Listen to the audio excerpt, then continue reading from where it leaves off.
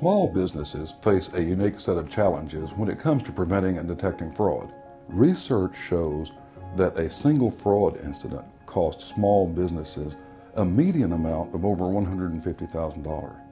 Losing that much money to employee theft is an expense many small businesses just can't absorb.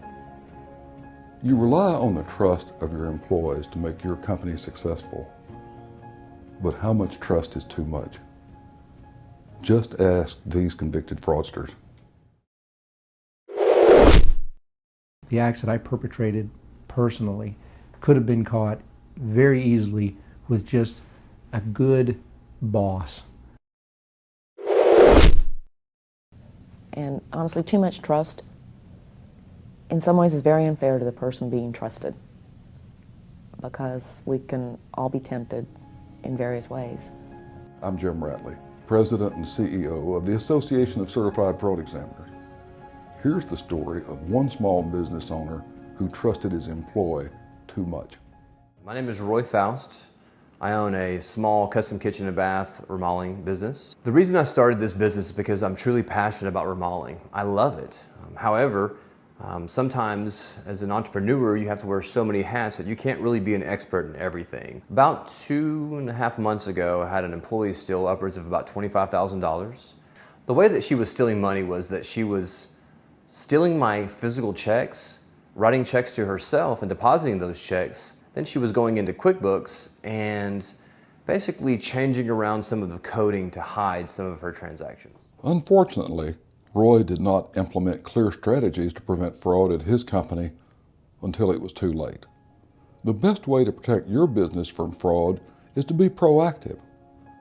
If you are a small business owner, here are a few simple steps you can take to reduce the chances of experiencing fraud. Conduct background checks on all employees. We're looking not only at their skills, but we're looking at their background. We're going to vet them. We're going to check references. I'm not going to hire you if I can't check your reference. I've made mistakes in the past where I couldn't check a reference and I went ahead and hired someone, and there was a reason that I couldn't check that reference. So I think one of the things you do is vet your staff, check their references, look beyond just skills, but try to look at that person. Implement a written code of ethics. Generally, a code of ethics of a company really should be short. It needs to be something that company employees can pick up and use on a daily basis. If it's a long narrative, a long book, it's not helpful.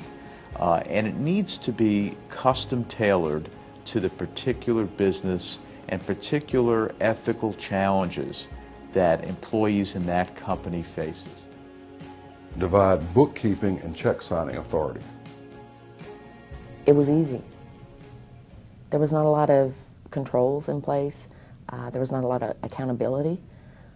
I cut the checks, I signed the checks, I reconciled the payroll accounts, the bank accounts. There was just not a lot of accountability. In fact, there was no accountability. Deliver bank statements unopened to top management. You know, if he'd been opening his bank statements, I hate to say that because I don't want to blame my client for the way I victimized him. But the truth is, had he opened a bank statement 6 months earlier, and had I known he opened a bank statement, I might have pulled away. We could have saved both of us some money and some heartbreak.